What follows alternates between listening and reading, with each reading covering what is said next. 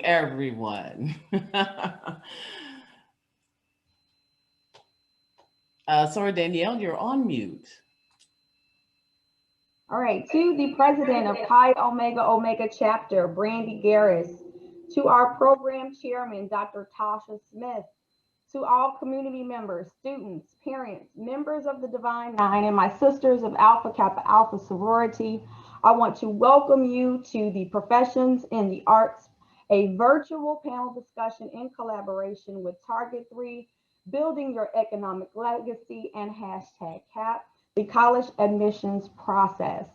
I would also like to introduce you to my co-host for today, Pamela Graves. This will be an interactive discussion, ladies and gentlemen. So please place your questions in the chat box for our panelists, and our moderators will pull your questions and capture them, and we'll have a question and answer portion at the end of our program today. The next voice you will hear will be that of Pamela Graves, who will give us a few housekeeping rules. Good morning, everyone. Thank you so much for joining us for Professions in the Arts, a panel discussion. As Lord Danielle said, I'm Pamela Graves, participating in this event, and I'm also chapter secretary for Chi Omega Omega chapter. We are extremely excited about this and elated to have such a stellar panel joining us this morning. Thank you all. I'd like to extend a special good morning to our chapter president, Brandy Garris, and our vice president, Tasha Smith, and to you, Danielle, for being an absolute delight to work with on this event and for putting up with sometimes my overthinking. Now, before we dive in, as Danielle said, I'm going to share a few housekeeping rules. In this virtual reality, you probably have these memorized, but this is a Zoom webinar, which means the panelists and moderators can see each other, but we can't see you. To create a sense of togetherness, I encourage you to post comments and questions in the chat at any time. We are monitoring the chat and highly encourage your feedback. Now, this is a virtual event, and we all know things can happen beyond our control. So if we encounter any technical issues, which I think we did with the video, please be patient with us. We have members here on standby to try to help us troubleshoot. And also, as full disclosure, this presentation is being recorded and will be archived on our website, www.chiomegaomega.org and ipcdf.org. Now, because we have so much to discuss today, we're going to stage this event into three parts. Part one is going to be Believe, discussing the inspiration of a career in the arts.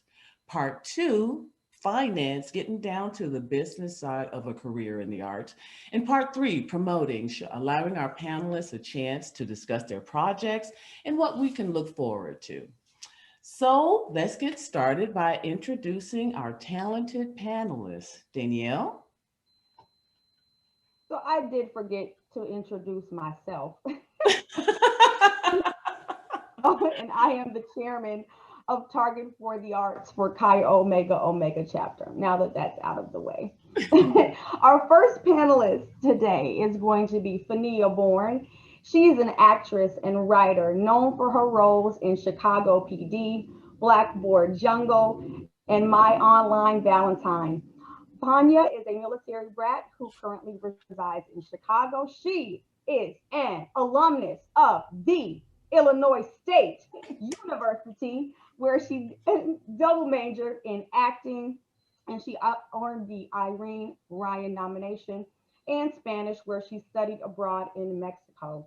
In her 4 years of residency in Chicago, Fania has worked the stages of the ETA Creative Arts Foundation, earning the Felicia Rashad Most Promising Actress nomination, and ensemble member of winner of Best Play given by the Black Theater Alliance, as well as the Metropolis Performing Arts Center, Victory Gardens, Black Ensemble Theater, and the Maya Production Association of African Centered Theater. attempting to cross over into film and TV.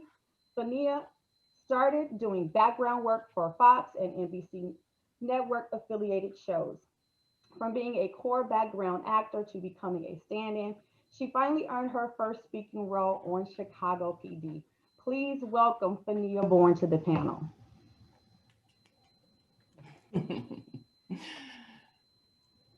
Sir Pam? All right. Our next panelist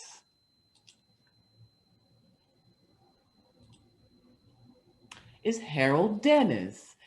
Harold is an American actor and an acting instructor with over 150 IMDb movie credits. He has participated in acting classes for over 20 years and continues to do so. Harold teaches acting on camera at the Second City Training Center in Chicago and facilitates his own weekly online acting training workshop. Excuse me. He's a member of the Black Harvest Film Festival Community Council, the lead volunteer at the Midwest Film Festival, and an ambassador for the Varied Artists of Independent Film Festival. In addition, Harold is a proud member of Kappa Alpha Psi Fraternity Incorporated. Good morning, Harold. Good morning. Thank you. Next, we have Maya Brooks. Maya is a 13-year-old award-winning screenwriter, actress, producer, and emerging filmmaker. She began her acting career in community theater at age 9 at the Kroc Center Chicago and the Beverly Arts Center. Maya worked in professional theater in Chicago for 2 years and then began taking classes at Second City Chicago, Green Room Chicago, and the Actors Studio Chicago. She has been cast in various lead and supporting roles in independent films, short films, and web shows. In August 2018, Maya began taking film classes at the Beverly Arts Center, where she began working on ideas for her own first short film. In April 2019, Maya met director Seven Okima Gunn, who encouraged and assisted her in co-writing her first short film, Black Girls versus Ambiguous, a film Maya not only co-wrote, but also produced and played the lead character of Andrea Worthy. Maya is an aspiring lady that would like to be a part of Alpha Kappa Alpha sorority. Please welcome Maya Hooks. Good morning, everybody. Good morning. Next, we have Piera Trotter Pulliam. Piera is a mom manager, a manager of youth talent in the arts. She has nurtured and advised the careers of budding talent in various mediums. Her hard work has placed young talent in such television programs as House of Pain and Fox Network's Resident, among others. She joins us today from, she hails from Atlanta, Georgia, but this morning she's in South Carolina. Good morning, Piera. Just make sure you're not on mute, Piera. Are you on mute? No, you can't hear me? Okay, I can now. Yeah. Good I morning. just want to say, I didn't do this on purpose, I promise, but Piera also hails from the Illinois State University. I promise I didn't do this on purpose, guys. I really don't. I didn't. Our next panelist is artist and painter Alex Puryear. Alex has always used art as an escape. Painting is my own personal neverland, the up-and-coming artist has stated. A surrealist stuck in reality, escape is my only option, he says. And Alex's work is nothing if not a fantastical break from a humdrum reality. Utilizing dazzling colors and bold strike lines, Alex Puryear's paintings tend to focus on dream analysis and outlandish interpretations of his own thoughts, feelings, and experiences. Please welcome to the panel, Alex Puryear. Excuse me, Danielle, I'm seeing an awful lot of red birds in the house. Well, I'm just saying, we're representing this morning. ILL. I knew you were going to say that. I knew it was coming. Here's the yin and yang that we were talking about. That's right. And next, everyone, please welcome our very special guest, Harry Lennix. Harry is a distinguished film, television, stage actor, and producer. For the last 7 seasons, he has starred as Harold Cooper, Assistant Director of Counterterrorism for the FBI on NBC's The Blacklist. NBC recently announced that the series will return for a 9th season. Moviegoers know Harry from his breakout role as Dresser in The Five Heartbeats, General Swanwick in Man of Steel, and Batman versus Superman: Dawn of Justice, Commander Locke in The Matrix and The Matrix Reloaded, and the Oscar-winning film Ray. It was recently announced that he will be seen as superhero Martian Manhunter in Zack Snyder's eagerly anticipated Justice League and Snyder's animated series Army of the Dead on Netflix. He is also regularly seen on Showtime's Billions. He's a proud Chicagoan raised on the city's South Side. And he most recently announced that he is creating the Lillian Marcie Center and African American Museum of the Performing Arts, an art complex he calls the Black version of New York's Lincoln Center. And in addition, he is a proud member of Omega Psi Phi Fraternity Incorporated, initiated at Northwestern University. Welcome. Good morning. Good morning. Great to be with you. Since I'm an Omega Psi Phi and there's so many Illinois State University people on here, I want to greet the brothers of Bloody Pi Beta chapter. but to extend my gratitude for being here and with such a great panel, and looking forward to this conversation. Awesome. Exciting. All right, well, let's get this party started. I'm going to shoot the first question over to Harold. What inspired you to go towards a career in the arts? Well, it started when I was in 2nd grade. I got cast in a Thanksgiving play at school and forgot my lines. I was like, oh, this isn't for me. So then I got into sports and played baseball and Little League, and then I got in the band in high school. I always wanted to play trumpet because I saw the kids playing band in grammar school. And so I had, and actually I was mentioning earlier that I went to ETA. My mother wanted us to take piano lessons. And I was 11 years old. So I was introduced to the arts at a young age. And so in high school, it was trumpet. I got in a high school band, studied with Mr. John Watson, the late John Watson. And he got us paid playing our instruments in the summer theater programs at Chicago State. And so I thought, trumpet, this is fun. I'm doing what I wanted to do. I was the lead chair, and I played with the All City Concert Band, All City Jazz Band. And then when I was a senior, they had a play at the school, Hirsch High School. I was like, I didn't know they had theater here. Wow, I felt like I had missed something. But, acting was something that was difficult and a million miles away from me, being on the South Side in the inner city. But then I went to NIU, Players Kappa. I was living in the frat house, and I was a Mr. Kappa. It was like acting and all of that other stuff was nothing.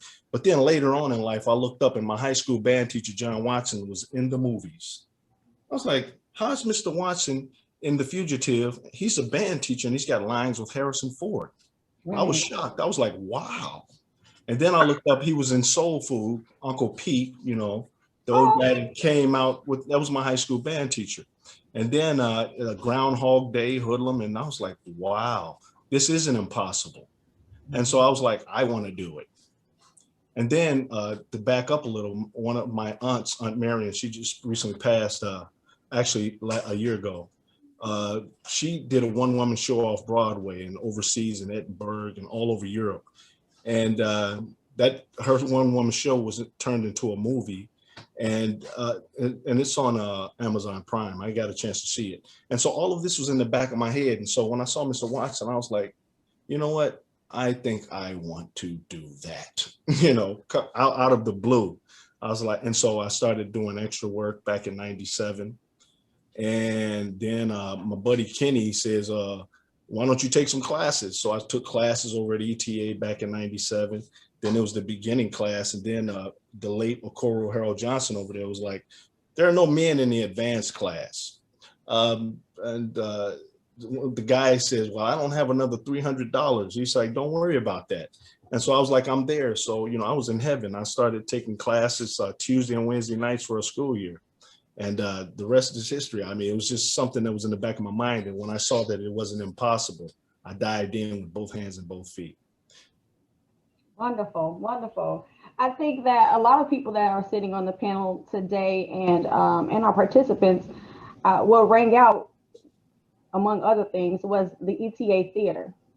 I think everyone on this panel possibly has some type of memory from the ETA Theater. I remember going as a child myself. So let me toss this question over to Fania. Do you have something that sparked from your childhood for you to go towards a career in the arts? Yes, ma'am. With me, let my mama tell it, I came out performing, came out the womb performing, but I I am actually an Army brat and preacher's daughter, so I had a double whammy right there. Mm-hmm. But for me, 5th grade, Knoxville, Tennessee, Miss Penny, it's her fault. Blame Miss Penny. Miss Penn, I don't know where she is now, but God bless her. If she's still living, I would tell her it's her fault. But Mary Poppins was my favorite Disney movie at the time. And it was my aunt's. It was given to her responsibility to name me, and my name is Hawaiian. So it was either a character's name in a movie or an actual actress's name. So that's number one. Number two is Miss Penny's fault for allowing me to play Mary Poppins in 5th grade. So it is actually able, it's students are able to be class clown and a straight A student at the same time. I want all the children to know that. So Miss Penny asked who wanted to play Mary Poppins. I raised my hand and I saw other hands, but I didn't see them at the same time. But I heard Miss Penny say, Fania, you can play her. And I thought, to me, I had the accent down and everything. So I got to play Mary Poppins. Once she said, Fania, you can play it, I was like, you gonna let me? Me? A little black girl. Yeah. Play Mary Poppins? Right. I'm gonna be an actress when I grow up. So, and then at that time, that was when Muggsy Bogues was playing basketball. So I was like, shoot, if he's the shortest man in basketball history, then yeah, I can do it.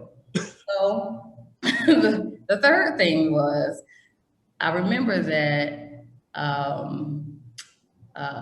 Dick Van Dyke was burnt. Once my dad retired, he's from Danville, Illinois. So it came full circle that I ended up having to go to 3 different high schools. So when my dad retired, the 3rd high school I went to and graduated from, I found out that Danville High School was where Dick Van Dyke went to. And I started looking around, I said, Lord, this what Bert went to. I really am supposed to be an actress. So fine, you had 3 fine. Before he passes, the Lord will allow me to meet Dick Van Dyke. So it's full circle. I'm supposed to be an actress. And here I am. So there are signs in children when they're young of things that can be cultivated that can, you know, lead to a profession in the arts. So I'm going to ask this question to Piera. When Fania mentioned that she came out of the womb performing, how did you know that? You can speak for yourself, I mean, because I know a little bit about your background too. And then answer on behalf, like, how did you know as a mom that your children may be, you know, groomed for this? They were born into it, but Absolutely.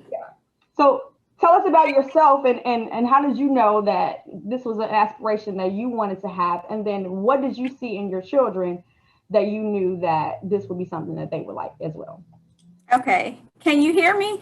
Yes. Oh, yes. yeah. Okay, perfect. So I grew up in theater, dancing, and for me, the reason I took hold to it was because I loved it, but everyone around me would always call it a hobby.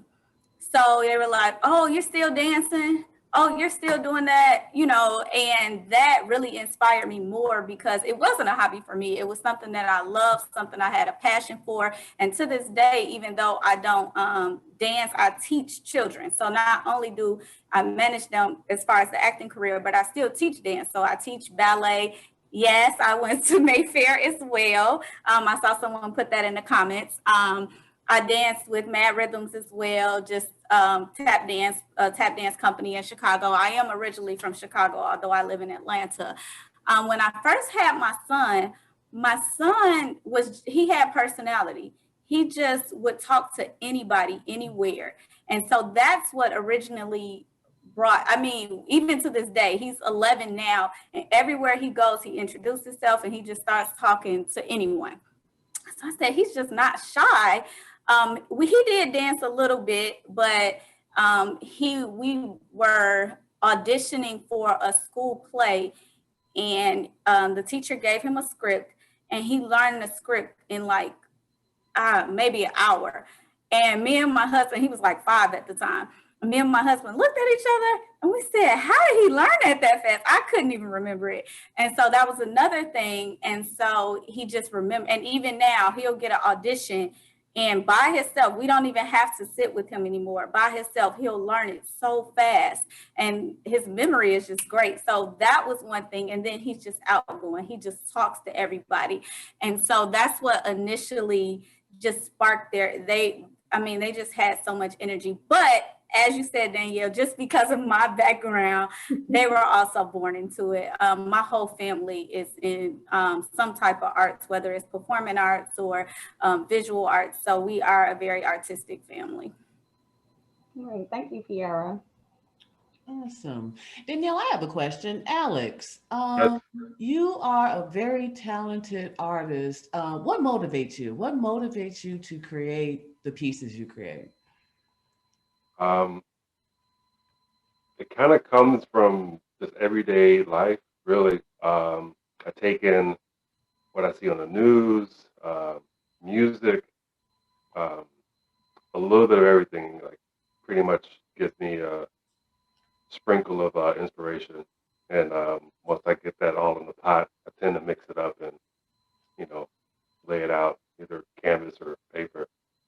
So like a melting pot of, things. I'm curious, how long does it take you to create a piece? You're really passionate about the inspiration, is it like a week or is it a year? You know what? There have been times where I have completed pieces within maybe a few days, and that's only if there's no distractions, like I don't have to work the following day, like all the bills are taken care of, everything is my schedule is open. But on average, a piece can range anywhere from a week to maybe a month at most, depending on size and everything as well. Awesome. Harry, we all have seen your work. We're all familiar. I think some of us can kind of quote some pieces from your some of your movies. I will make a disclaimer. You weren't nice in Ray. So tell us, what is the most satisfying part of your career? You've been doing this for a while. What's the most satisfying part of your career? Well, so Pamela, first of all, if you thought that I wasn't nice in Ray, you should have met the real guy that actually played. He's not a nice fellow. Wow. Wow. I met him, and I also met several of the people whose names have been mentioned here. Harold, you've worked with many of them. John Watson, who I did a play with. And Fania, you mentioned the great Dick Van Dyke, who I did several episodes of Diagnosis Murder with. But I guess my interest was sparked really by the many of the same factors that sparked Harold. We have a lot in common, in addition to being, members of fraternities that were formed in 1911. But we had an early start, like at second grade. I knew a lot of the stuff even Pierre was talking about, like your son and I sound like we have a lot in common. I could just remember things easily. And I was kind of a class clown, although I wasn't really, as outgoing as your son sounds. But I studied to be a priest, and in my earlier adulthood, like in high school and so forth. And so I really didn't intend to become an actor. I intended to use whatever those talents that I had that lent themselves to performance. I was going to put that into, a clerical function, being a priest, and so I really thought that I was going to do that. So I don't know what it was or when it was that I was inspired to do this as a profession, but probably not until relatively late compared to everybody else, like probably 20. Wow. Yeah. We learned a little something new today. We didn't know about your studying backgrounds there. We learned a little something new today. Maya, what about you? You are a budding actress. Tell us about your creative style, because as I said while we were gathering up, I remember what I was doing at 13, and it's not anywhere near what you're doing right now. Tell us about your creative style and your inspiration. I feel like my creative style and inspiration just comes from like my environment around me. Like during like the pandemic last year with all the riots because of George Floyd's death, that really like inspired me to write my film New Change, because I was in LA getting new headshots and I saw everybody rioting and like the National Guard was outside my hotel, and it's just like I've never saw anything like that before. Never lived through a pandemic at all. So all of this was just like it was just crazy. Like it was astonishing because I've never seen it before. So it really inspired me to write New Change and starting to write other films and stuff like that, because I just feel like I'm a person that when I see stuff that inspires me or it makes me like want to be creative, I just write about it. So Wow. Maya, you brought up a very good point, and I'd like to pose this question to all of you guys. In light of recent events, social unrest, the pandemic, demands for, political change, how do you, as an artist in your respective area, use your creative voice to influence social and political change? And you guys just jump in, whenever, just jump in with some feedback on that, because it's a very important area. I can start. I would say for me, my color choice, palette that I use with my work is very strong. Obviously red is definitely a strong color.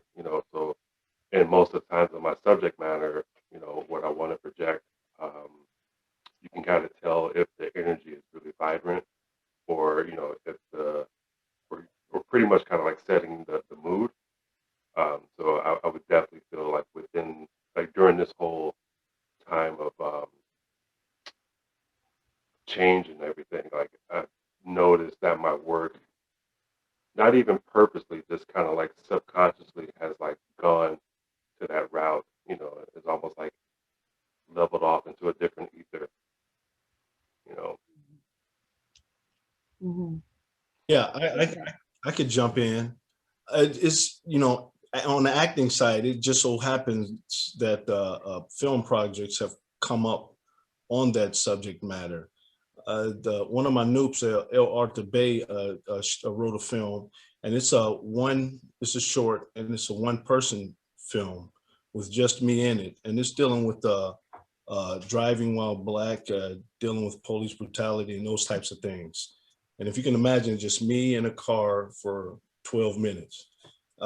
Actually, it's pretty tight. It went to a few film festivals, protest festivals, and so forth. And that happens to be on Amazon. It's a short series he wrote called Pear Shaped, Amazon Prime. And my episode is WBLS, and you can check it out. It's intense. I've shown it to my Second City students just to let them get a taste of who's teaching the class. And I get their attention after I show that film. It's called WBLS. And another couple has a short film that they wrote that we shot during the pandemic called Karen.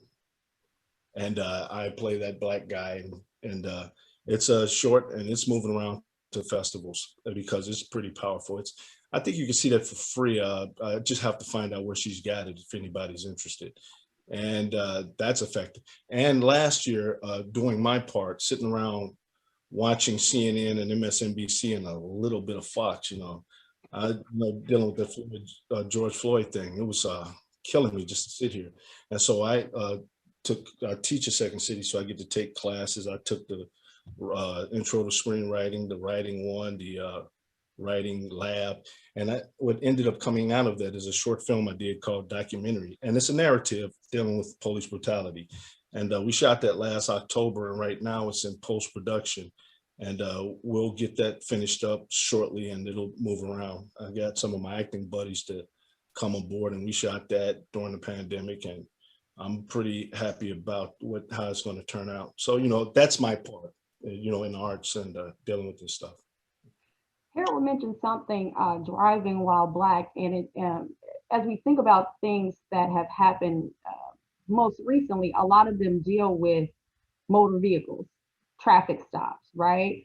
And it takes me sort of back to a scene in the 5 Heartbeats, and here you probably remember this, and you all were driving, going from one gig to another in maybe whatever year was set in, and the police pulled you over. And you all had to stand with your hands on the car and sing to prove that you were in a singing group. And that movie was set, 1960 or something. Yeah. And here we are, 2021, and traffic stops, driving while Black is still a thing. It's true. Yeah, I guess that, in some way, these things that are occurring now have always been occurring, not in some way, they always have been occurring. And, until we decide as a collective group of people, to reform that behavior and this divide that exists right now, then it's going to continue. It's an interesting thing. I tend to go along with Jesus when he said, when the Pharisees presented him a coin, they showed him a coin. They were trying to get him to say if they should pay taxes to the Roman Empire. And he said, whose face is on the coin? And the answer was, well, Caesar's. And he says, well, render to Caesar what is Caesar's and to God what is God's. And so I tend to sort of take that kind of separation of church and state approach to acting or the arts and politics. I don't think the two should be conjoined. I don't think, personally, I don't like agitprop art. That's just not, I think that the truth is what the art should be concerned with. And principles that are eternal, and all of which are contained, I think, within the political ambitions and aspirations and hopes of the people, in this country who are protesting. That's contained in the art in itself, if the art is truthful. But the purpose of the art really is to represent a condition of truth and therefore of beauty. That's really what aesthetics really is, a study of beautiful things, even those things which are uncomfortable and ugly. Our job as artists really is to, when presenting them, is to make sure that they are compelling to look at and to listen to be beautiful, so people are forced, really, struck to consider the eternal nature, the purity of the truth. And so that's anything that I do, I first see if it's true, and insofar as that scene in the 5 Heartbeats is it's still resonant today. I think that is a condition of the truth of the United States, and that. But I don't think that we should be getting involved with politics in the art. That's just my personal view. Mm-hmm. Mm-hmm. Okay. Great. We have a few comments in the chat here. People are saying, I, I believe, Maya, this is directed to you. You have a gift. Everyone's saying, I love hearing all the paths that studying the arts has led for the panelists. So yeah, great. I want to encourage everyone, please continue to put your comments and questions in the chat. Make sure that your to tab is noted as all panelists and attendees. The platform tends to just default to panelists. So be sure to just open the chat because we're having an open conversation here. Danielle, if it's okay, I am going to switch over now because now that we had a really great segue, let's get to like the meat of the business, which is the finance. How do you feel about that? Yeah, great. Awesome. All right, we're going to turn to the finance portion of our program because we all know that you can be the most talented person out there, but funding has to enter it at some point. Now, if the platform genies are with us, we're going to show a short clip showing businesses surrounding Chi Omega Omega's service area.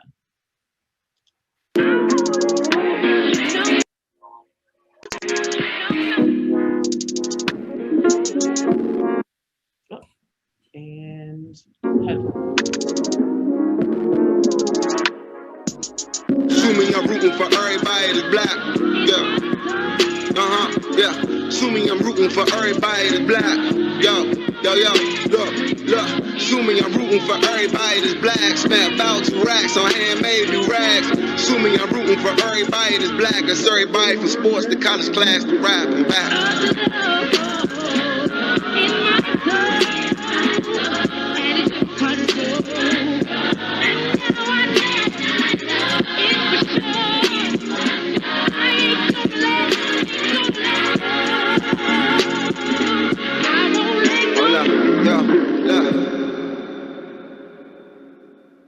All right, as you can see, the richness of our service area.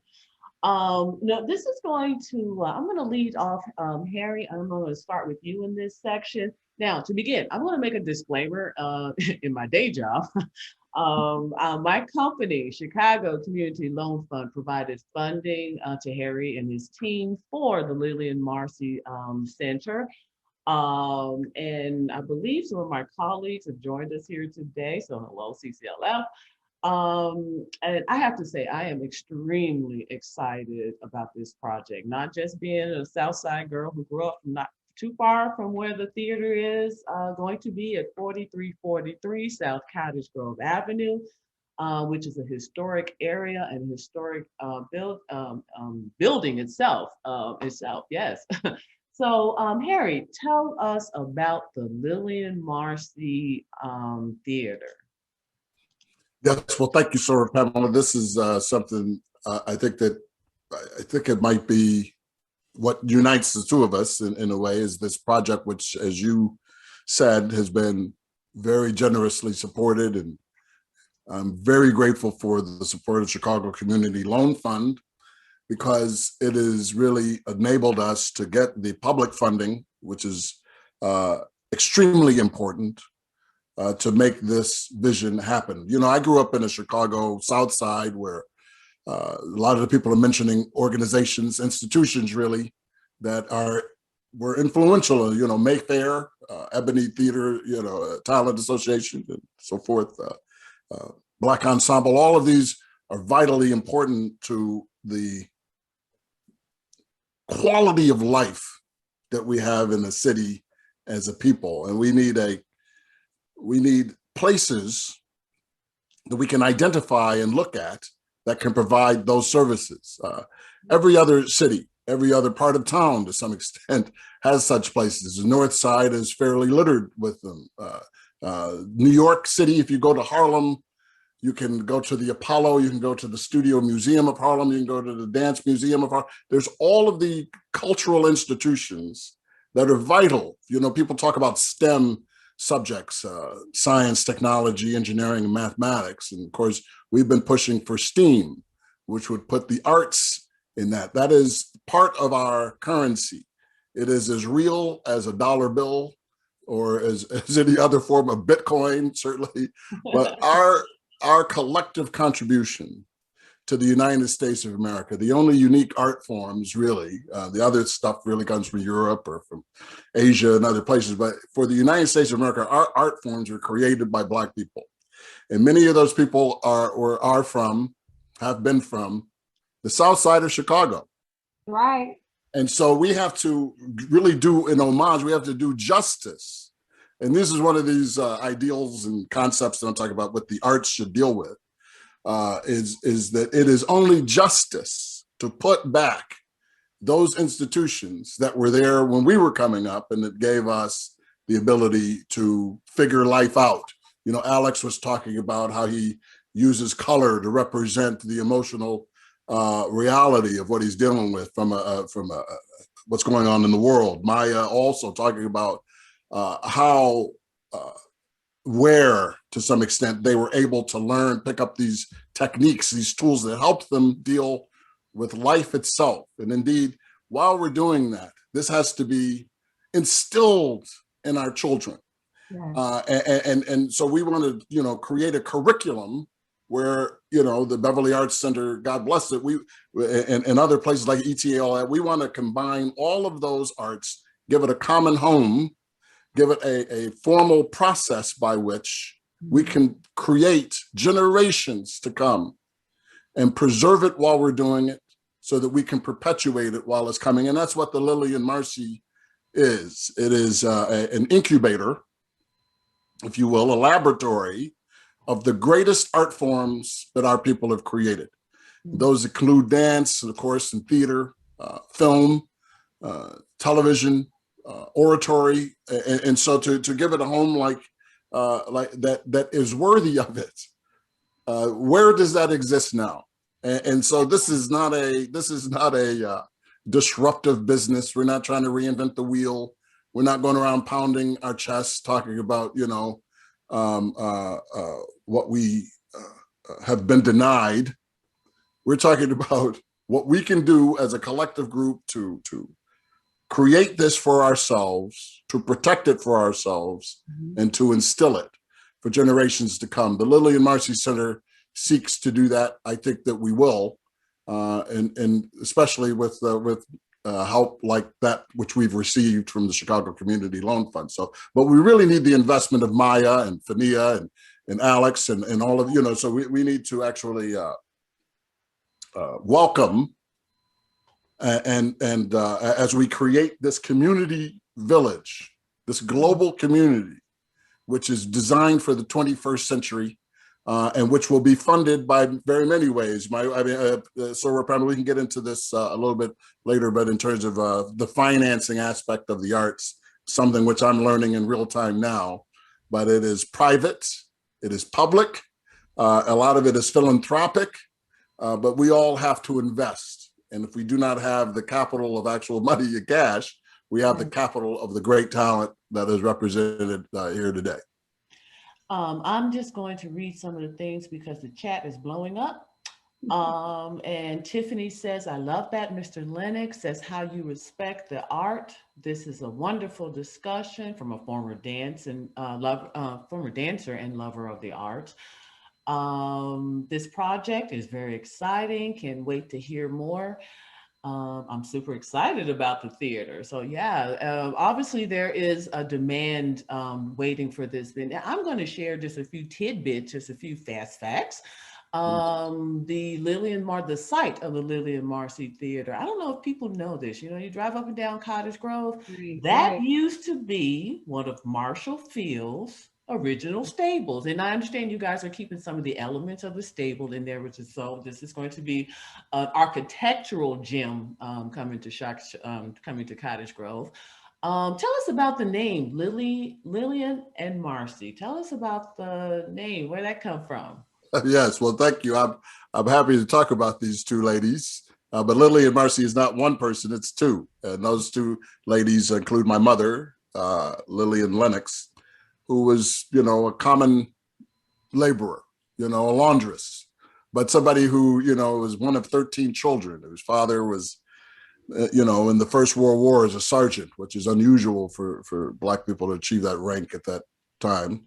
And then Marcella Gilley, who was the principal of Bass Elementary School, and was a great inspiration to me. And these two women really inspired me, introduced me to the idea of service through direct engagement with people, family engagement, the church, all of these things that really create the Black community. You know, it's curious to me that we are still in the world the most self-identifying people of faith.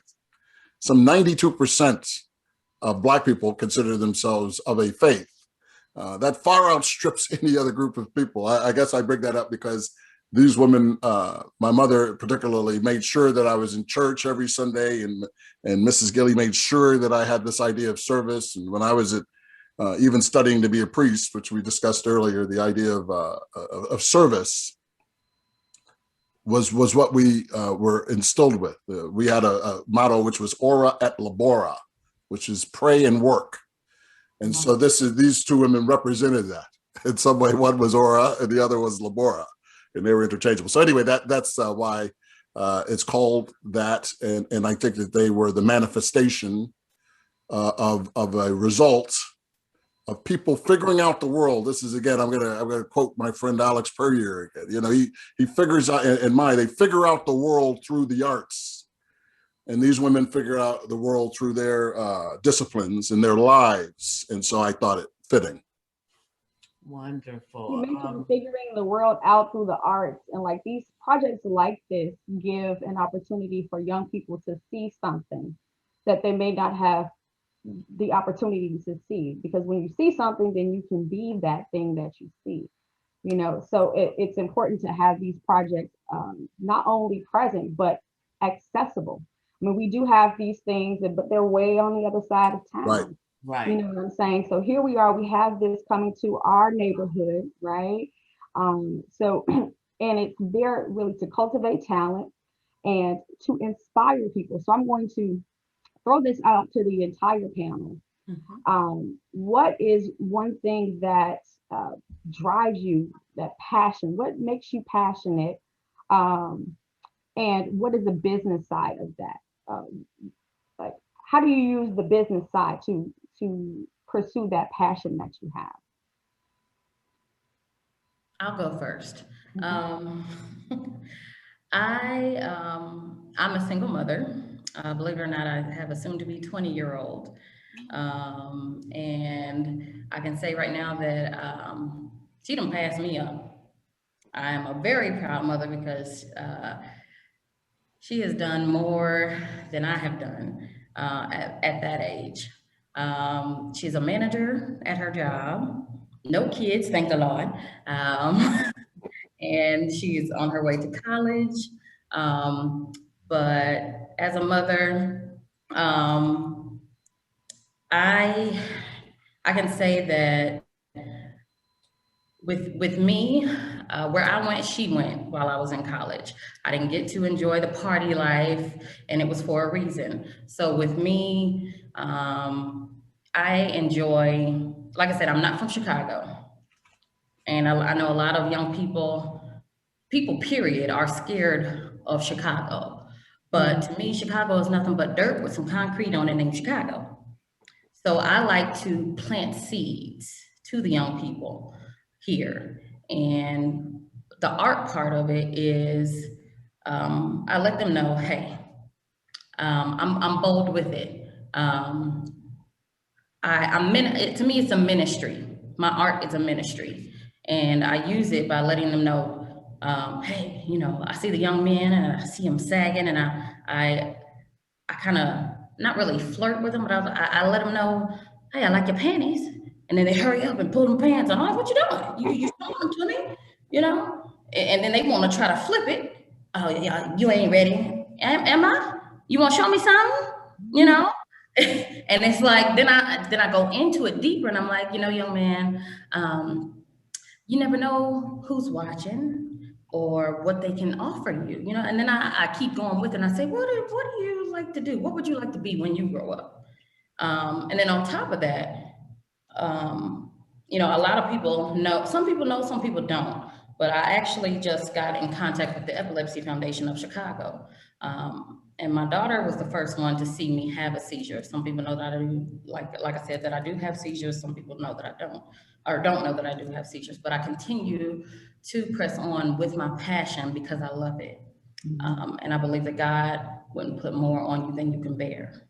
Try not to get emotional, but there have been times on stage, one time in particular, that I kind of went blank. I had an aura, and my partner, I will never forget, Greg had to keep going and going and going, and because I had to pull a, Greg, I don't know where we are. And he kept going until I remembered, got back into it.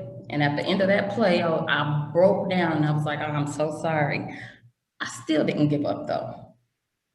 And I'm still here, and I believe that this is my ministry. And if you guys look it up, you will see that there are tons of celebrities out there with epilepsy. Not one of them out there is an African-American woman. And I believe that that chair is meant for me. Wow. I heard that. Oh, well said. Very well said. Danielle, I kind of wanted to piggyback off that.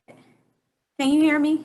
Yes, absolutely. Okay, awesome. So, you know, growing up on the south side of Chicago, which is where I'm from, you're correct. Like, we didn't have a lot of opportunities. I remember my mother, you know, she worked at my dance studio for a long time, so we could, you know, have those classes because we couldn't afford to just pay for them. She drove me hours to go up north every week just to take ballet class. So I do think that that's awesome, but I really think that just educating our youth, and that's one reason I teach in Atlanta at a dance studio, and it's predominantly Black.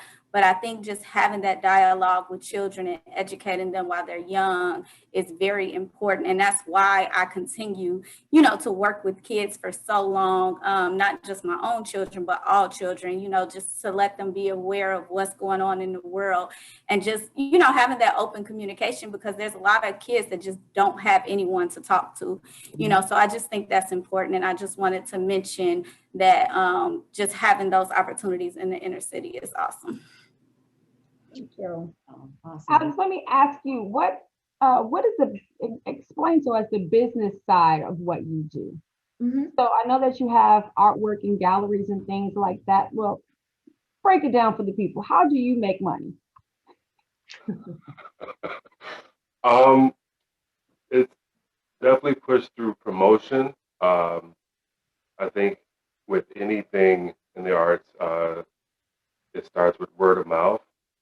And like that pot builds, you know, to where, you know, I start off with carrying 2, now I have 4, you know, and so forth and so on.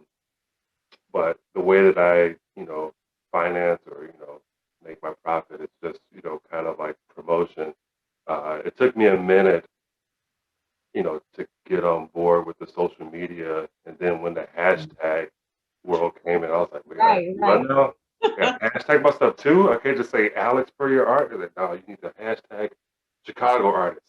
Living in Chicago, you know, hashtag this, hashtag that. And that's kind of been, you know, definitely, you know, of an extender, you know, like where it reaches a lot of other people that I may not know that are watching. And then too is like also as an artist, you know, just diving in to opportunities and getting that exposure.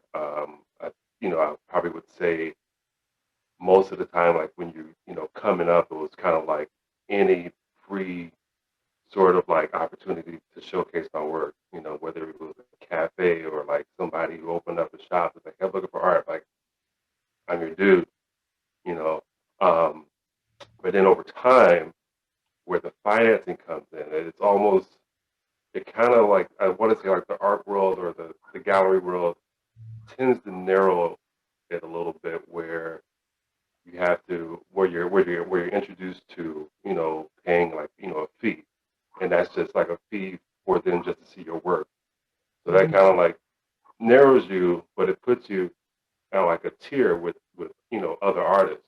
And as an artist, I like there's that cliche of like starving artists, and it's like like I'm not really starving, but that concept of like this application is $40, but I can use that $40 to either get gas or paintbrush, and like I'm taking a chance on giving you guys this money, showing my artwork, hoping that I get some sort of like accolade or like, hey, we love your work, so it's always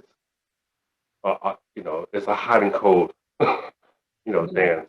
But I guess to add to one of your earliest questions, I think too as well, for every artist or individual who's pursuing art, it's definitely we all need like a support team, because you could be thinking that you're the best, but if you don't have that support to kind of like help back you up, and to tell you hey, like here's a pencil, like or like here's like a sketchbook or something, to kind of get you motivated, it definitely helps. So you got a good team, you got a good tribe behind you, the world is yours. Yeah. You guys, the chat is lighting up. This is truly inspiring to see all of you being productive, fulfilled, and successful in your careers. I love the passion. I want to get started today. Thank you. Yes. Wonderful. Let's see. Wesley says, this is an awesome panel. Lots of great perspectives, all forms of art. Here's another one. Alex, that starving artist stigma scared me as well. Yet your passion does motivate you. These panelists are amazing. And we have a question here for the panelists. In this age of unlimited access to technology, what advice would you give to artists of any age seeking to express themselves artistically to a larger audience? Great question. Great question. You guys jump in. I think I want to add to that one too. I think if you're pursuing it, like just keep doing it. Like definitely the art world or the art itself visually has definitely changed under my eyes. I think before it was always either you were a painter or you were a sculptor, but now like the world or the art world is broad enough to where there's mixed media, and like there's all these different like other avenues where you can express yourself. Like people have their phones now, they take filters and do all that stuff just to make their expression heard. But coming up as an artist, to any of the viewers out there, it's like just keep pursuing it. Like don't give up. I mean, in honesty, you're gonna hear no, like you may hear like critiques that may not, suit you, but it kind of gives you, if you can somehow rewire it in your head to like, like, all right, this is not the end of it. And besides, like it's a critique. So that person doesn't really fully know like how I operate, but it just kind of helps you push forward. So my advice is just keep doing it. Anyone else? I'll add on to that. My dad is a pastor, as I said. He loves to put acronyms on everything. Push, as Alex just said. Pray until something happens. For me, no, this means next opportunity. Something bigger and better is going to happen. No, next opportunity. Yeah. I like that. I'm gonna put that in the chat. Absolutely. Danielle, I know you know I can be quite adamant. However, I'm also kind of a crybaby sometimes. And this is about to make me cry. But someone put in the chat, this really makes me feel that I can actually do this. Yeah, I saw that. Yes. And that's what we all need, inspiration. Like I said earlier, if you see it, then you know that you can do it. You know what I'm saying? And so there's people on this panel, I believe, that are inspired by everyone on this panel. particularly Maya, and there's a question for you here, Maya. Thank you. How do you manage school and your art?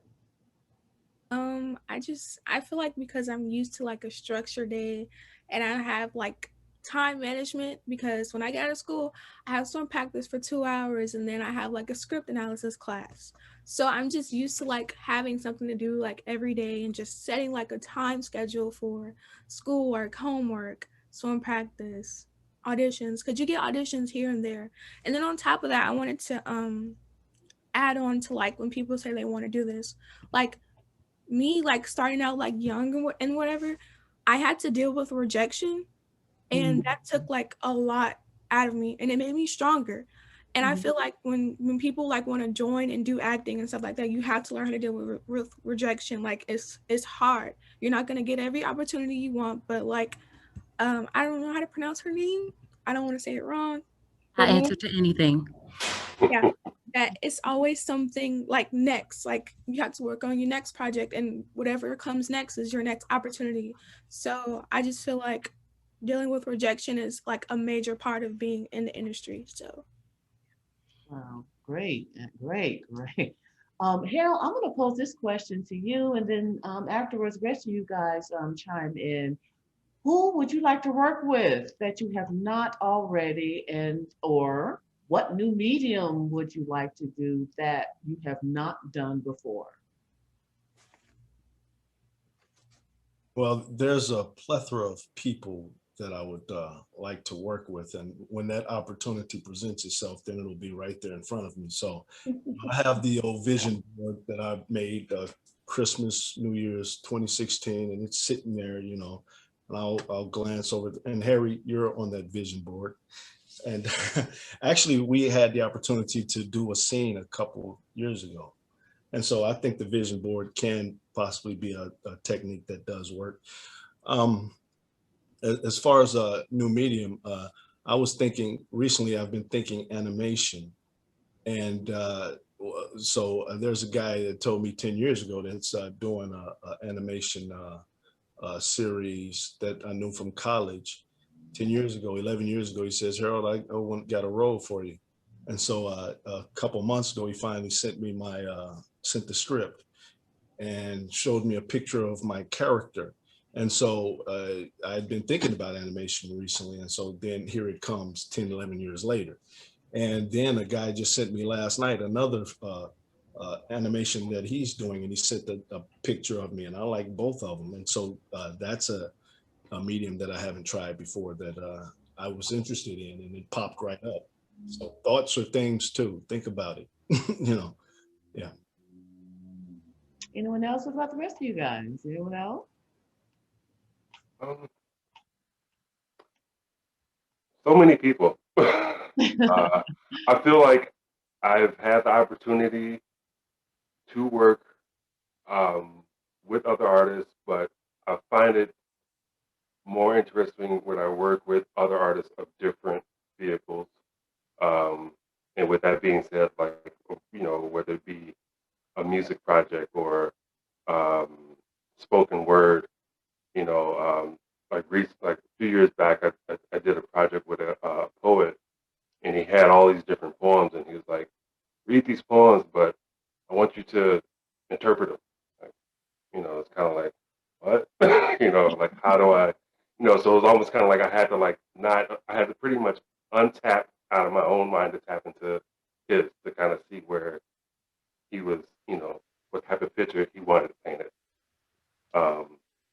But in the future, I don't know. I mean, I'm looking at, I don't know, I like Theaster Gates, Hebrew Brantley, like there's so many people out there. So the list goes on. And it's like, I don't stop. I just find one step, go to the next step. Awesome. You know, Danielle, before we leave this subject of finance, Kiara, I have one question for you because I am terribly curious about this. Tell us what it's like to be a mom manager. Is your world like contracts and negotiations, or tell us what your day's like? No, so my children themselves actually have an agent, And so their agent does the negotiations. But what I do is correspond. So I send a lot of emails. I'm on my laptop all day long. So I email all day. I do sign, of course, a lot of contracts, but I don't actually have to negotiate them. The financial aspect is hard though, because when you're working with children, you know, they don't have as many expenses. We do take classes and, you know, we always have to update our headshots, but you just have to kind of keep their finances separately.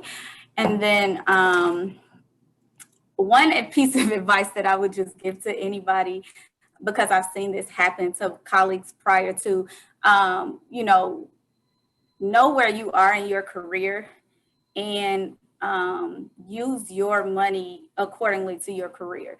You know, the level you are at that point. Like I know people that get a big role and then, you know, they'll go buy and live this lavish lifestyle and then they won't book another role for 5 years, you know, and they spend all that money right away. So I would just kind of advise, know where you are in your career and use, you know, your money according to where you are at that time. So don't book a role and then just think you're going to keep booking, because as they said, you hear a lot of no's and you never know when your next gig will come. So, I mean, that would be my biggest piece of advice financially, would just be to know where you are. I have a question from the chat, a few questions relating to how to get children started in acting. Mm-hmm. Do you want to speak to that? Absolutely. So I would say take classes. You really, really have to study. You know, acting is an art form just as any other art form, dance or, you know, painting, anything. So you have to learn from those before you.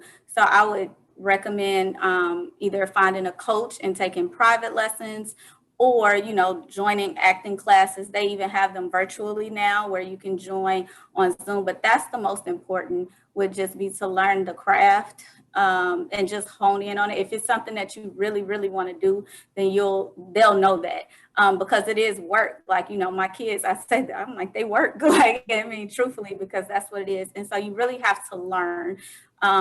Even for me, I was in theater, and when, you know, they started doing film, it was still a different world. You know, theater and film are very different from each other. They have a lot of similarities, but they are different. And then I would also say, just be prepared.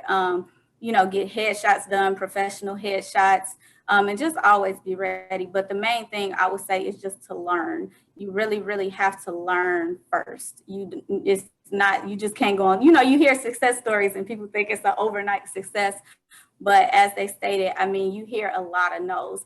I have friends that'll be like, oh, how you get your kids on TV? And then, you know, I'll tell them my son did 150 auditions before he booked one. So just keep that in mind. I want to add to that, if that's okay. Absolutely. When it comes to the finances, one thing I like to tell myself on a regular, and my daughter, bills before thrills, needs before wants.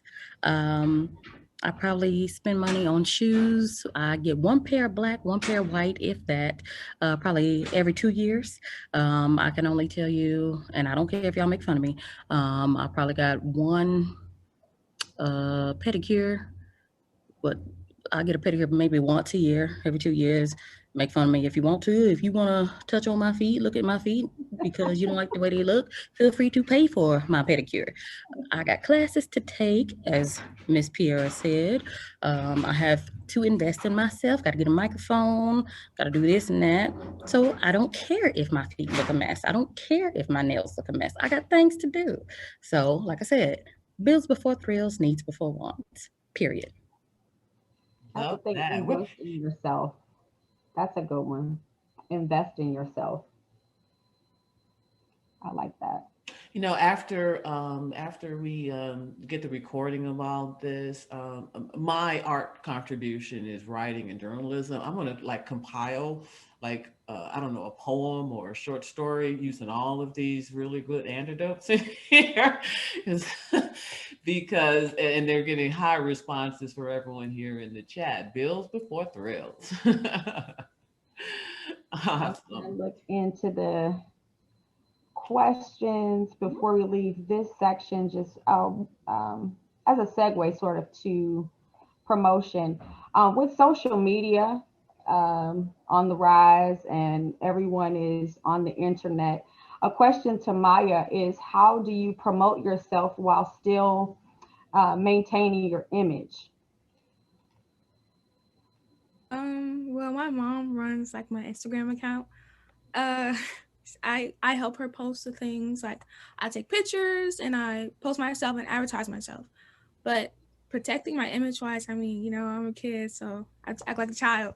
But I just feel like, you know, showing yourself, being yourself, and just being active and promoting yourself, then that's really what it's really all about. Because like I'll get DMs on Instagram asking like to be a part of somebody's project because I post myself or I show like what I look like, and I post like little clips of me doing other shows. So I just feel like it's really all just about branding yourself. So. Would anyone else like to speak to branding? Like, how do you brand yourself? How do you put yourself out there? Fania, I see that face, so you need to come off mute. Ooh, it is not easy, for one. These websites are no joke. They cost an arm and a leg, unless you're doing it yourself. But still, if you don't know what you're doing, you have to get someone who does, and they could charge an arm and a leg. Then they cost monthly. What else? Some people get t-shirts made. And if you're doing voiceover, I'm getting into voiceover now. Then you gotta post it repetitively. Then finally people start liking it, and then you gotta, oh, they like it. Let me post it again. Let me post it again. And it's hard work, but the harder you work, the more that you know, you'll get back what you put out there. So it's not easy though. Like Mrs. Pure what do you said, she's on her think? computer all day. So I'm on my phone. I'm out there talking to folks I don't know, strangers. Hey, what you doing? What's your name? Oh, yeah, you like theater? No, you don't like movies? Yes, you do. You just don't know it because you watching movies, don't you? See, we start off in theater, and then we start there, but then we get to the movies. But I mess with people. What about you, Harold? Harold, what's your strategy for branding? When I started, there was no social media. And then all of a sudden there was MySpace, which took me a while to get on MySpace. And so I was tinkering around, attempting to figure it out. And then Facebook popped up, and it took me a while to get on that. And then Twitter, it took me a while to get on that. I was slow moving around towards these things, and Instagram. And so what I've noticed is, it was a trial by error thing with social media. And so what I found is I've joined a lot of filmmaking and acting groups. And when I have projects that are coming out, I'll post about those, or the interviews that I do now. My buddy Brad and I, we started acting troupe together 22 years ago. We created a Harold and Brad Windy City Filmmakers podcast, which is Harry was one of our guests on the show. And we just started posting that Tuesday. And so it's marketing events that are going on, types of things. My acting workshops that I do, I post those. It's not a braggadocious thing.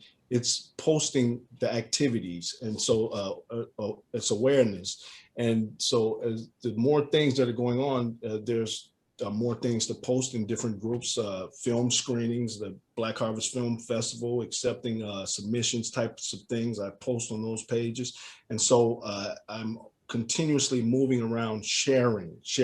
And I like to share other people's work and things as well, because quietly, we really, really appreciate that. And I know it, and it reciprocates. And so it's about social media and share in a safe and kind way. This next question, I'll start with Harry asking this question. What would you tell a young person that is interested in a career in the arts? What should they be doing? What steps should they be taking? I think in some ways, we can tie up a lot of, I wanted to actually talk about the social media aspect of it and the branding aspect of it too. But I think that in this modern world, all of these things come together. What can you do now in order to try to get into a position where you can get some work and this is where, this is the age-old question. There's never been an answer to that question in the arts, right? Whatever is available, you chase, you chase the mountain. The mountain rarely comes to Muhammad. Muhammad has to go to the mountain, but this mountain is moving. And in this current age, the mountain is digital, and so in a lot of ways. So the question becomes, what's the purpose of all of this? There's a big difference. I should say this over Danielle. Between PR, which is what branding is, promotion sort of thing, and advertising.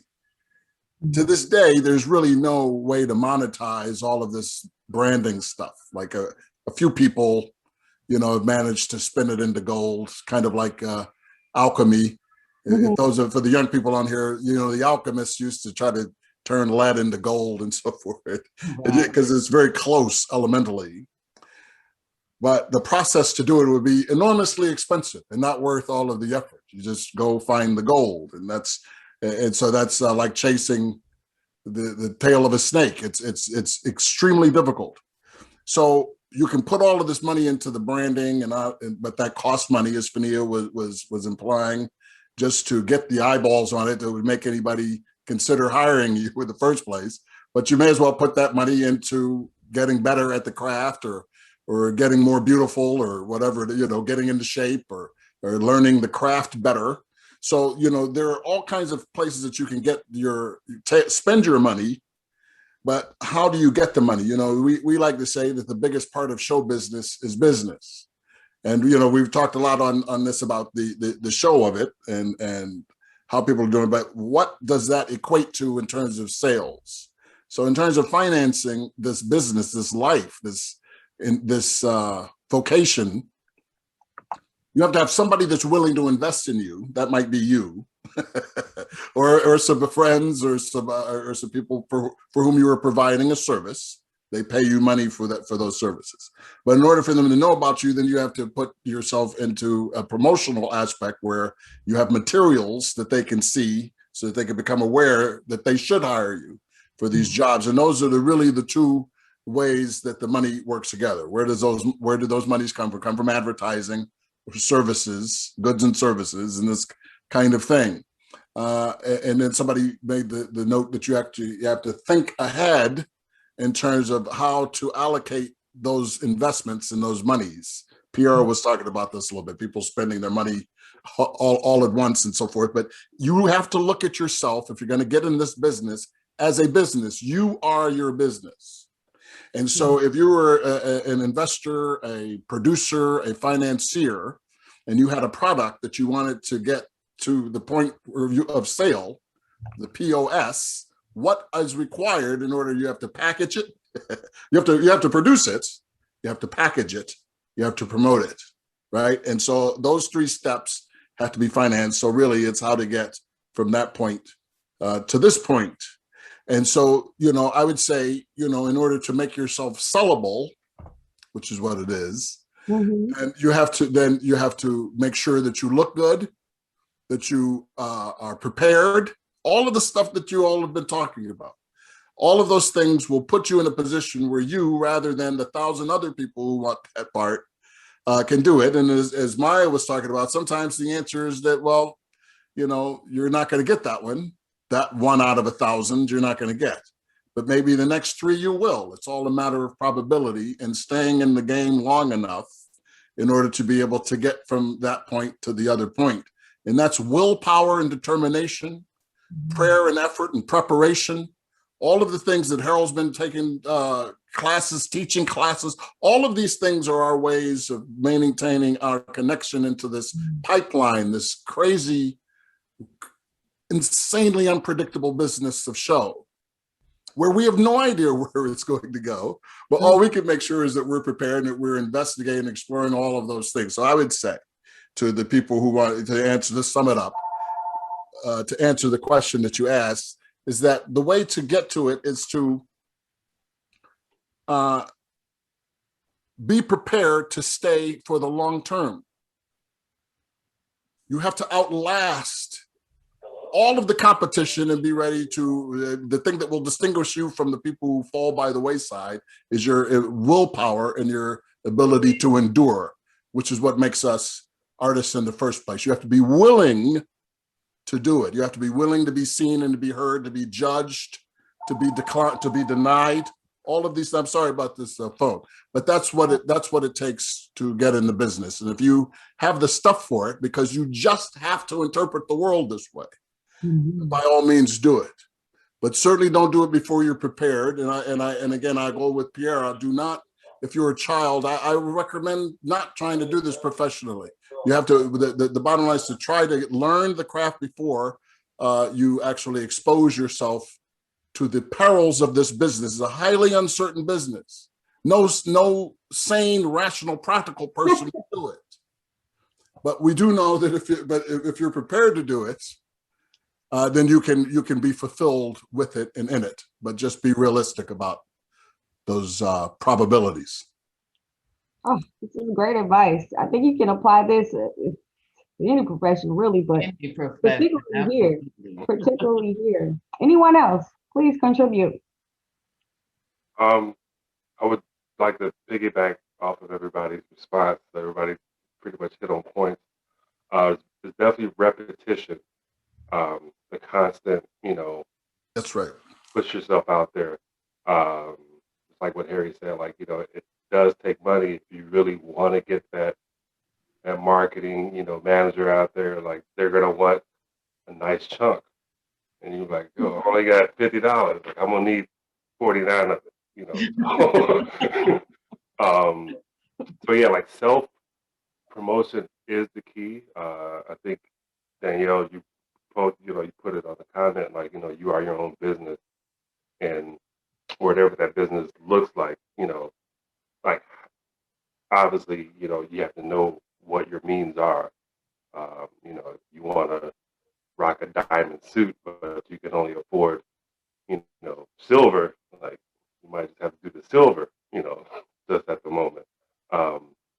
But the overall direction is just, repetition, keep pushing, the word of mouth, pretty much over time, as from what I've learned, as your career expands, it's almost like the analogy of like going out into the ocean. Like, you start off on the shallow end, and the further you go out, the water's hitting your neck, and then next thing you know, you're like swimming. So like, and I think everybody wants to reach, like what we see either, in the limelight or in the, the Hollywood spotlight, where it's like, man, like, how are they making like millions and millions of dollars? It's like, going back to what some of the conversations were stated, like, like it took years, like, like I've been told, like, oh, you make it look easy. Like, how long it took me to get to be able to do this one little line here, like, it's, I think the comment is like 1,000 times of, trying, but like that one time, it's like, it took me 1,000 times to make that one line. So repetition and keep pushing.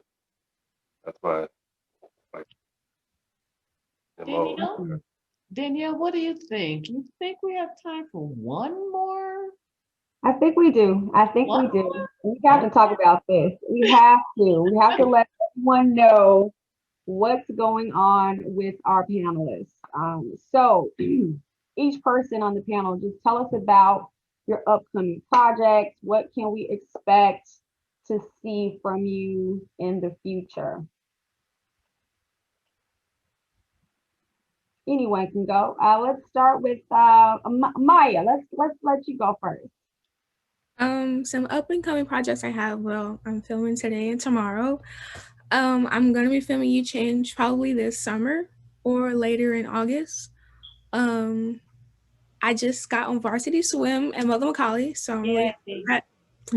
And yeah, I'm just auditioning, you know, just working, taking classes, and just training. Yeah, Mighty Max. Nice. Pierre? Hi, so recently Terrence Pulliam, who is my oldest son, he was on The Resident just like I think it was last week. So you can see that episode.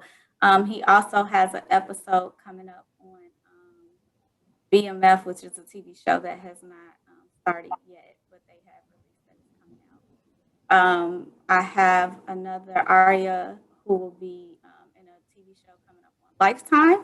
Actually, it's a movie. It's not a TV show on Lifetime.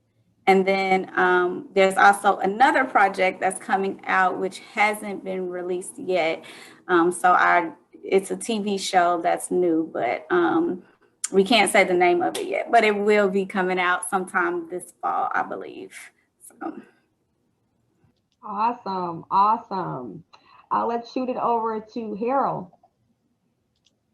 I'm doing weekly online Zoom workshops.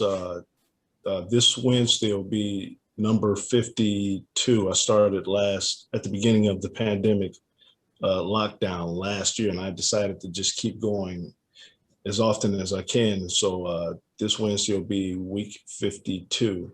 I do 2-hour workshops, and it's been going well. And I have a private screening that I'll go to this afternoon for a film we shot last year with Joliet Women's Prison. And so because it's private, I don't know if I should say Hell's Half Acre is the name of the movie, but anyway. And I got a call back from one of the agents for the Cancer City Treatment Centers of America commercials, which is exciting. You know, they called me back, right? That's what we work for, to get a call back. You know, that's what we audition for. And so and I'm shooting on a few different independents. So I'm going to do some reshoots up in Michigan in July for a film, the Denny Dooley story that we shot before the pandemic went. But we're looking for the filmmaker's looking for a fair-skinned kid to play my son, because he found a lead actor that is fair-skinned, a musician, and he's the perfect guy. So they want to recast the kid that they had before to match him. And other projects, it's an ongoing thing now. You know, I get cast, find roles. People reach out to me off social media, you know, LinkedIn, Facebook. And so, you know, these things, it's an ongoing thing now. And so I'm always have my hands in something. And I stay in class too. I wanted to say too, for those who are interested in taking class, it can be inexpensive. Like I said, after I took that first class at ETA for $300, and then they said, we need men in the advanced class and don't worry about the payment. I was like, oh, you can take acting classes for free. It's true. You just have to be willing to work for them and take the classes. It's time consuming, but it pays off in the end. Mm-hmm. To our panelists, drop your information. I know Harold, you said you teach classes. Drop that link. I know there were some questions about acting classes and voiceovers and things like that. So drop it in the chat so our attendees can reach out and get more information. I'll shoot the question over to Alex. What do you have coming up?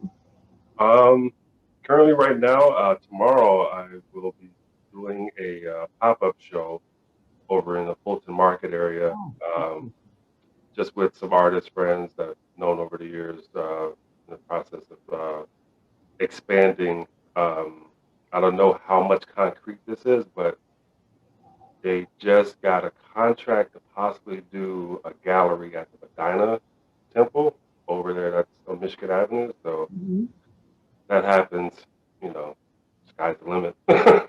But from there, I probably want to say probably twice a month I do a live visual performance with a co-op group called Fulton Street Collective. And what they do, they incorporate jazz music, whether it be new jazz artists or covers of different, you know, jazz albums. And basically, they have where the performance there and like the visual artist is, you know, doing either like portrait of the band or like an interpretive structure of the band. So with Fulton Street Collective, the next event I'll be part of is probably, I believe, June 8th. But you could always check out older, like, older shows on YouTube. So, if you just type in Alex Puryear, Fulton Street Collective, or just Alex Puryear Art, I'm sure there'll be a list of things. You can see me at work. So. Nice. Fania, you're up. What do you have coming up? Well, I am working on several web series, New Ties with Dorian Johnson, and also When Love Comes Knocking with Maurice L.B. Jones Jr. I'm also, like I said before, trying to get my voiceover demo together. All that is posted on my Facebook page, or it should be anyway. If not, I'll get that fixed. But everybody seems to be enjoying it though. So say a prayer for me there. And I just want to encourage somebody out there said something about their passion for acting. And I just want to say real quickly, I believe Smokey the Bear said something about forest fires.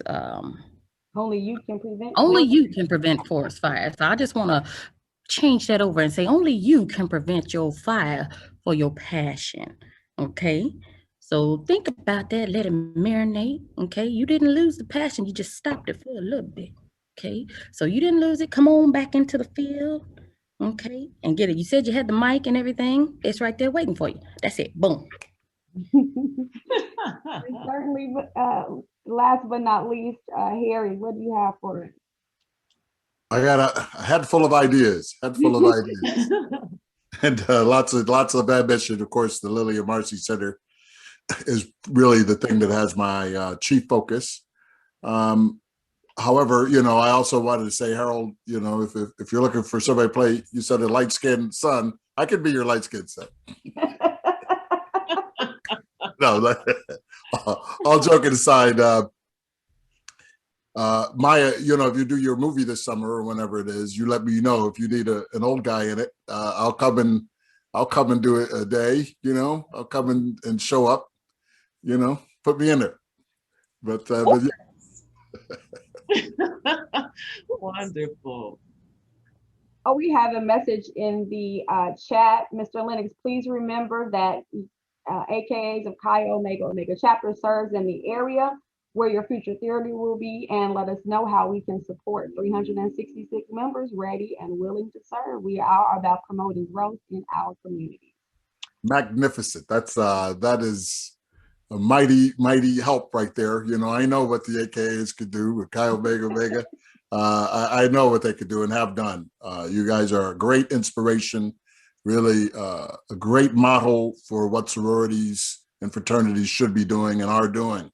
And I would say this, one of the things is we really want for people to take a claim of the place. We're going to be doing naming rights, in terms of the rehearsal rooms. People will be able to buy plaques on a seat. You could have your own dedicated seat with your name on it, in the theater. And we would love to be able to accommodate Chi Omega, AKA in general, all of the Divine Nine and others. But especially these groups, because our mission as the Divine Nine is really for the youth and to make sure that we are the example, the kind of talented 10th idea of W.E.B. Du Bois, that we represent what we can become. And so we really look forward. Thank you for that offer, and we will take you up on it. All right. My goodness, I am... Oh, I'm having a hard time sitting still right now. Yeah. And I think everyone sort of knows how hyper I am. Practicum 101. Right, everyone knows how hyper I am to begin with. Now I'm really hyper. So, you guys, thank you all so much. I think that's about all the time that we have for our discussion this morning. I want to thank you all for joining us this morning, and a special, special thank you for our to our distinguished panel: Fania Bourne, Harold Dennis, Maya Hooks, Piera Pulliam, Alex Puryear, and our very, very special guest, Harry Lennix. Thank you all so much for joining us. Danielle, I'm going to turn it over to you for a few last minute goodies. Well, a few things that I wanted to say before you hear the voice of our vice president and our program chairman. I wanted to just remind everyone how you can get in contact with Target for the Arts. Our email address is targetforarts@ipcdf.org. And we did this event in collaboration with our hashtag CAP, a lot of things going in my head. The college admissions process, their email address is cap@ipcdf.org. And what they basically do is assist our scholars in preparing for the college admissions process. We also are in collaboration with I'm thinking Black Dollar 365. There you go. Their email address is coo.blackdollar365@gmail.com. And basically what that does, if you spend your money at a Black business, take a picture of your receipt and email it to coo.blackdollar365. Sorry, but coo.blackdollar365@gmail.com. That's a mouthful. That's a mouthful. Upcoming events for Target 4, we're actually having a talent showcase June 22nd, where we're going to highlight various different youth artists, youth groups. So if you know any artists or performing arts groups that would like to participate, please email me at target4arts@ipcdf.org. I think that's all from the committee, and the next voice that you will hear will be that of our Vice President, Dr. Tasha Smith. Actually, I think we can, you're on mute, and we will be able to see you.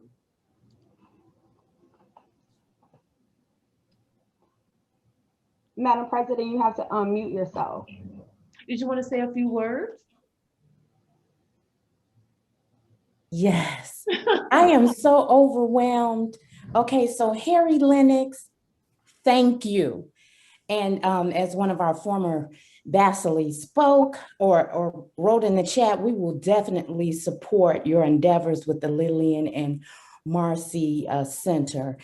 This program was phenomenal.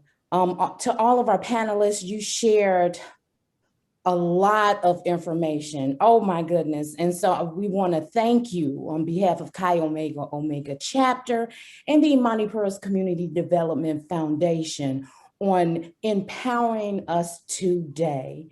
Thank you. Stay in touch and have a wonderful, wonderful afternoon. God bless you. God bless you too. Thank you all so much. All right, as we exit, we're going to show our video from earlier that we had a little bit of technical difficulties with, but we again would like to thank you all for attending the Professions in the Arts panel, and please come out to our next event. Keep in contact. Thank you all. Thank you all. Appreciate you all.